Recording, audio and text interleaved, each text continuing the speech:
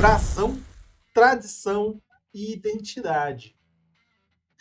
Bom, parte da. Só ver um negócio aqui, Marcelo, que deu um sinal aqui na. Apitou aí? Né, tá normal. Se tá normal, a gente segue.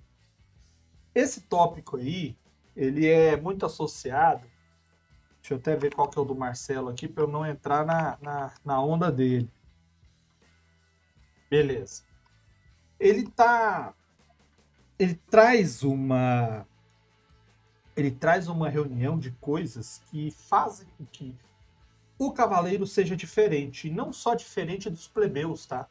Faz com que ele seja diferente dos outros nobres. Em que sentido?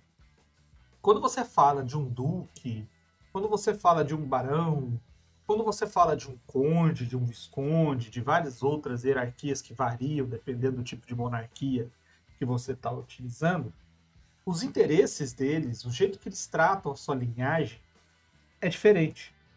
Mesmo porque quando você pega o duque, quando você pega essas hierarquizações da nobreza mais alta, né, essa heráldica mais elevada, você trata diretamente de pessoas que têm a chance de ter a coroa em suas mãos ou de influenciar o monarca diretamente.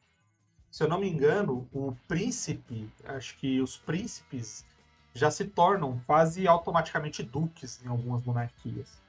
Porque a duquesa ele é meio que a duquesa ele é meio que separada para aqueles que são parentes do rei. Dificilmente você vai ter um duque que não tem essa ligação direta. Enquanto você vai descendo nessa hierarquia, você vai tendo mais funções. E de toda a hierarquia da nobreza da heráldica, lá na base dela você tem o cavaleiro.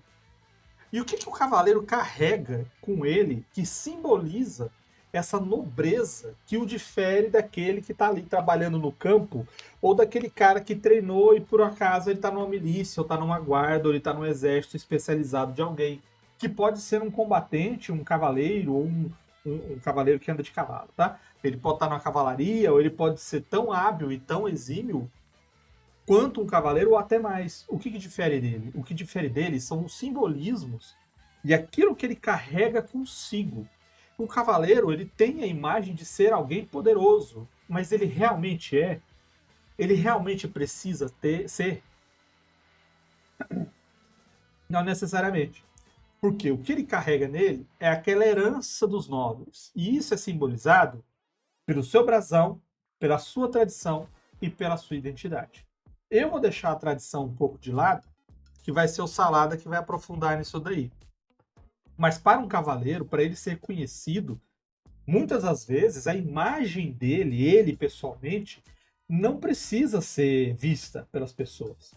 Porque aquilo que ele tem de mais valoroso, aquilo que ele tem de mais peso e de representatividade, está relacionada à sua imagem, não pessoal. Está ao seu brasão e à sua identidade. Porque são seus feitos e suas histórias é que percorrem campos muito maiores do que a sua presença física. Então é muito comum, se você vai montar um cavaleiro, se você vai montar esse tipo de personagem, que você adote para ele essa simbologia, esse estigma, essa fantasia, para que ela funcione como eu esqueci a palavra, mas seria com a mesma função do bardo. Ela é que anuncia para todos o que está acontecendo. Pois o seu escudo, o seu estandarte foi visto na batalha tal. Foi o cavaleiro que tinha o escudo com a árvore e uma estrela cadente que derrotou o fulano. Foi o fulano, o cavaleiro fulano, aquele que tem uma estrela no seu estandarte, que derrotou, que venceu o campeonato. Então é muito valorizado isso, porque muitas das vezes, se esse cavaleiro já não for um nobre, ou não tiver família nobre, se não for um aristocrata que já tenha algo que o sustente, a única coisa que vai diferenciar ele dos outros é exatamente as suas identificações, as suas simbologias. Para ele, às vezes, é mais importante ele ter uma imagem de poder do que realmente ter o poder e ser um vitorioso. Não sei se eu me fiz entender. Eu acho que você fez. Eu acho que você fez entender, sim. Eu, esse aspecto é um aspecto que eu vejo, é interessante porque eu vejo um potencial estético muito grande para o RPG especialmente, e que às vezes as pessoas não aproveitam, né? Sim. Então tem uma dinâmica de você trabalhar com esse elemento da representatividade do cavaleiro e a maneira como isso reflete na estética dele, né, do brasão, do que ele defende. É uma coisa familiar, porque heráldica é um negócio extremamente elaborado, né? É difícil até. Existem pessoas que estudam heráldica a vida inteira, que é para entender o que é que estava acontecendo ali, o que os caras estavam fazendo quando eles estavam montando os brasões. Porque não é só a família, não é só o cara incorpora um elemento aqui, o cara incorpora um elemento ali, ele vai incorporando as coisas para construir aquilo. E você pode fazer isso no seu RPG. Né? O seu personagem cavaleiro, seja um personagem de jogador, seja um NPC. Quantas vezes eu já usei símbolos, não necessariamente de um brasão de família, um símbolo de uma organização. Eu uso muito símbolo de organização. Ontem mesmo na sessão, eu estava trabalhando com símbolo de organização numa carta para representar alguma coisa. O brasão é mais uma ferramenta para você fazer isso.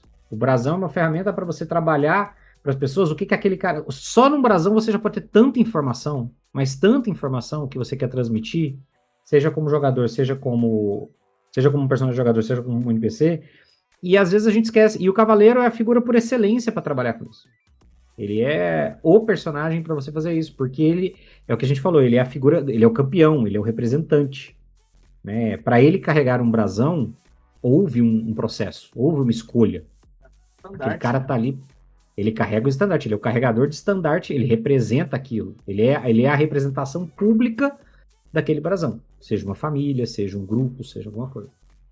E isso é uma coisa muito, muito poderosa para você trabalhar no RPG se você quiser. Muito eficiente também. O pessoal vai pra internet e fala assim: ai, qual que é o brasão da minha família? Ai, qual que é o brasão da minha. Cara, a família só tem brasão se ela for nobre, tá? Senão você Você só só tem um inventando coisa. símbolo. Aquilo lá não vale nada. Quer dizer, vale, é legal. Pô, nossa, olha o brasão da minha família, legal. Só que quando a gente fala da monarquia, a gente fala dessa heráldica, desse sistema de castas, só vale se você tiver o título da nobreza. Se você não for nobre, meu amigo, adianta nada, tá? E no Cavaleiro de Sete Reinos, vou falar de novo, é legal ver isso, cara, porque quando o pessoal vai pra justa, os nobres que estão indo na justa, eles não têm as armaduras de batalha deles. Não são armaduras de batalha, são as armaduras que eles fazem para o evento. Então o símbolo do Baratheon é um cervo. Então o cara tem uma armadura amarela, cara, com um elmo com aquela galhada gigantesca. É, funciona? Não, cara. Na verdade, dificulta mais do que ajuda. Mas quando você bate o olho e você vê aquilo lá, o cara fala assim: putz, olha a armadura do cara. Quando eu mostrei lá aquele cavaleiro com armadura negra, né? E tal, aquele lá é um dos dragões, né? Como é que é o nome deles? Hum? Os dragões lá da casa dos dragões. Os de cabelo O branco. Os de cabelo dos Targaryen? Targaryen. A armadura dele, ela parece ser uma feição demoníaca e ali no topo, em vermelho, como se tivesse chamas pegando fogo. Então você vê que o elmo do cara, ele tá ali com aquela cara demoníaca e os cabelos apontados assim, pegando fogo. Um outro tem uma cabeça de dragão mesmo, parece um topo de uma cabeça de dragão. Então eles fazem isso para representar exatamente aquilo que eles têm em seus brasões, têm nas suas famílias, têm na sua fama, e exageram. É funcional? Não, cara. Porque se você vai para realmente uma batalha de verdade e você tem 4 quilos de coisa na tua cabeça a mais do que um elmo, e de repente alguém corta um daqueles chifres e tem 2 quilos te puxando para um lado mais do que para o outro, aquilo te atrapalha, aquilo pode pegar em alguma coisa, pode ficar preso. Mas para fantasia, não tem problema não, cara. Tem um cara lá que o brasão dele, as cores da família é preto e laranja. Então ele tem uma armadura escura com várias listras laranjas assim. E ele meio que tem um bigodão que ele cultiva, aquele bigodão grosso, e ele tinge o bigode de laranja, que é da cor da família. Então, assim, você vê o nível da coisa. É, pode parecer ridículo, mas para o contexto do cenário, é interessante. Porque o cara não tá. O cara tem orgulho, cara. Por quê? Porque é o bigode da cor da minha família, meu amigo. Aqui é o bigodão grosso e laranja. Então, começa a exercitar isso daí que você vai ver que vai dar resultado. Eu narro aquela aventura dos, dos aristocratas, né? Que é uma aventura dos nobres. E eles se meteram já com justas e tal, mas não das justas com os nobres, porque eles são filhos de nobres. Eles não têm título. Então eles só fizeram um torneio aberto de escudaria. Porque sim, escudeiros também faziam torneios entre si. Porque os escudeiros, na maioria das vezes, eram futuros cavaleiros, né? Às vezes um nobre de maior estirpe deixava os seus filhos aos cuidados de um cavaleiro, inclusive para treinamento. E eles queriam ter os brasões deles, e eles não tinham. E quando eles foram para ver uma justa, eu fiz questão de fazer isso daí, de mostrar os emblemas, as flâmulas, os símbolos, as cores das casas, os enfeites nos cavalos. Uma das sessões deles foi eles prestando atenção, discutindo e depois escolhendo o penteado da crina dos cavalos, porque eles descobriram que tinha uma moda que estava entre os cavaleiros dos penteados das crinas. Então, assim, parece besteira, mas são níveis de detalhamento de cenário que, se você vai usar no contexto correto, você tem um engajamento muito grande, porque você cria riqueza naquilo lá, entendeu?